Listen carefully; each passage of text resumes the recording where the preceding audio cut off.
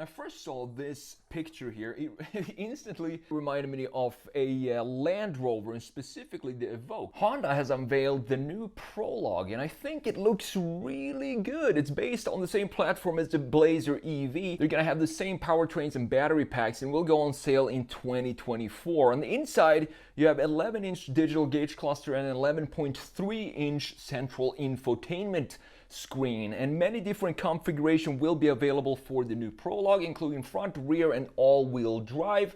The range should be about 250 to 320 miles based on the range of the Blazer EV. So what I want to do in this video is talk about this design, because I think Honda is doing some kind of weird designs at the moment, but they also do very pretty designs such as this one right here. So let's have a look at the front, side, and the rear of this new Prologue here and see what's what. So I'm going to compare this to the new HR-V that we're going to get here in the US. They also have several versions of the HR-V, and I think we got the least attractive one compared to this one. Is definitely way less pretty than this. So look at the front view here. What they said that they wanted to do with this EV is they wanted to keep it very clean. So all the surfaces around this car, as you can see, there is no weird creases anywhere and no weird styling features that takes away from the cleanliness of these shapes. We have a pretty traditional front end with this front part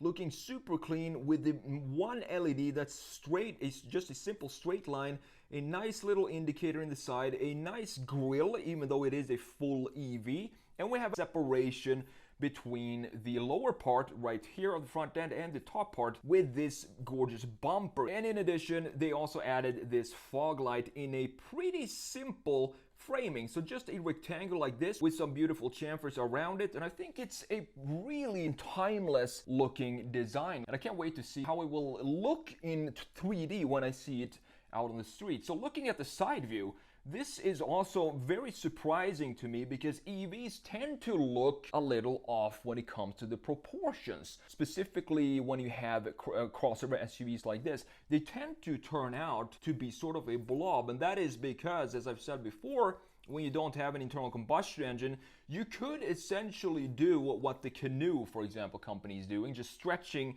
the A-pillar all the way forward to this point, because you don't have to house an engine underneath here. Motors are right here and here if you have dual motors, and you can also stretch out the wheelbase, which looks, in this case, you can tell that it's been stretched out more than an internal combustion engine, but it doesn't have any weird, EV bubbliness, bean shape to it. It still looks like a very pretty crossover SUV, and I love the graphics. We have the same type of graphics in the front being mirrored in the rear end here as well, so it connects all around, and it's a super clean design by the Honda design team. Now looking at the rear end, when I first saw this picture here, it instantly reminded me of a Land Rover, and specifically the Evoque. I'm going to show you the comparison in just a second. I think it's a very simplistic approach to everything in this design, and almost like going back 10 years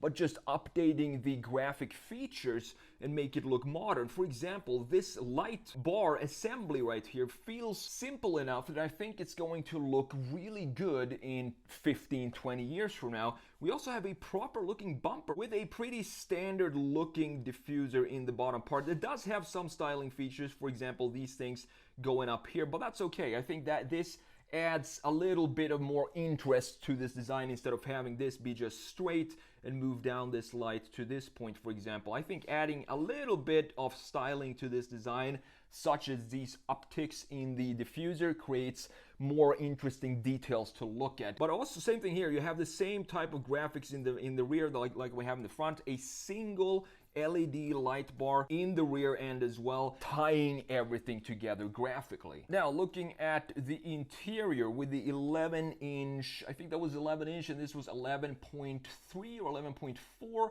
What I love about this interior, same thing here like we have in the exterior, it doesn't have to look weird to be an EV. You can still make them feel like normal cars, and I think Honda did a great job with this interior here as well, tying in that from the exterior. It's still very simple, but where you want to have tactile buttons, for example, this climate control dial right here, these buttons in the bottom, and the start button, and you also have some buttons on the steering wheel.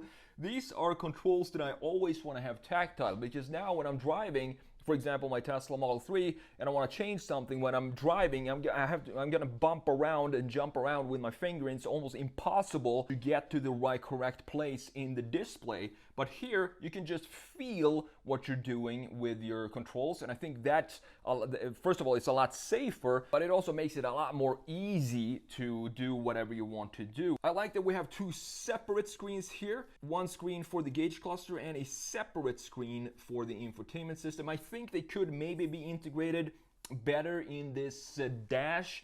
I think the gauge cluster is pretty well integrated. It sits inside this almost like a little crease, but the infotainment system feels like it's just been glued and stuck bam onto the dash, which we see a lot these days. So let's have a look at the rear, and I want to show you this because it's so close to the Evoque, not just in the graphics but also in the proportions, which is I think it's pretty impressive that it is this close to the Evoque in the proportions, as you can see right here, because this is an EV and this is an internal combustion engine. That means I think that Honda did a great job, as I said, turning this into a more normal looking EV. It doesn't have to shout with some weird bean shape that it is an EV. You can still have it be pretty normal looking and beautiful, like the new Prologue. Looking at the positioning of these graphic features, for example, these light assembly right here, very similar to the Range Rover. And I would say the lower end diffuser with this silver piece kinda resembles the Evoque's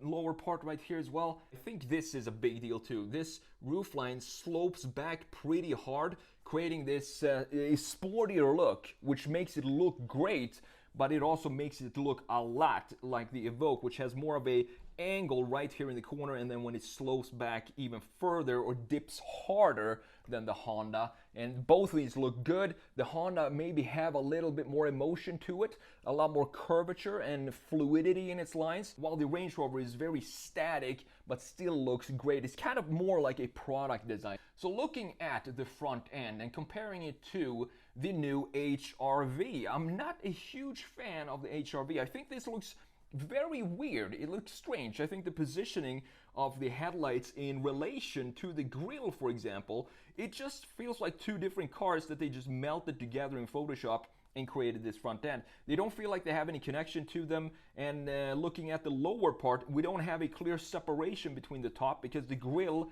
is right smack in the middle between the top and the lower part of the front end. So you have this interesting shape, which looks very irregular. There's a lot going on here. We have this wing going in, and we have different curvatures all around and thicknesses of these chamfers in the bottom part. It creates more of a messy design, and I definitely prefer the new Prologue's front face, which looks a lot cleaner. Just have a look at this area, for example, and compare it to how messy the new HR-V looks. I wish we got the HR-V that they sell internationally. I think that looks so much better than this US version that we're getting over here. So that's my quick take on the new Prologue. As I said, I want to see this in 3D to make up my mind about this car, but from what I see from the photos, I think they did a great job, you know, turning an EV crossover. I think this is gonna sell like crazy.